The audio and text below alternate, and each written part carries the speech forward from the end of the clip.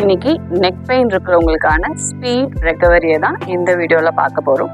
Neck pain இப்போ எல்லாருக்குமே ரொம்ப காமனாக வர ஆரம்பிச்சிருச்சு. ஏன்னா நம்மளுக்கு உட்கார்ந்து பார்க்கக்கூடிய வேலை அதிகமாகிட்டதுனால இந்த நெக் பெயின் ரொம்ப காமன் ஆயிடுச்சு.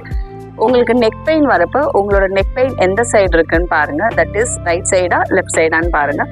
உங்களுக்கு பெயின் ரைட் சைடில் இருந்துச்சு அப்படின்னா உங்களுடைய தலையை நீங்கள் லெஃப்ட் சைட் சாய்ச்சி வச்சுக்கணும்.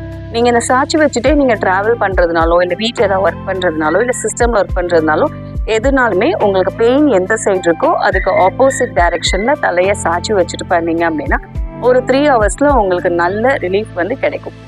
இன்னும் அக்யூரேட்டாக சொல்லணும் அப்படின்னா இந்த தலையை நீங்கள் எந்த சைட் பெயின் இருக்கோ அதுக்கு ஆப்போசிட் சைட் சாய்ச்சி வச்சுட்டு கொஞ்சம் லைட்டாக முன்னாடி ஃபார்வர்ட் பண்ணிங்க அப்படின்னா எந்த இடத்துல பெயின் இருக்கோ கரெக்டான பொசிஷன் போது உங்களுக்கு நல்ல ஸ்ட்ரெச் கிடைக்கும். அந்த ஸ்ட்ரெச் வர இடத்துல நீங்கள் தலையை லாக் பண்ணிக்கோங்க.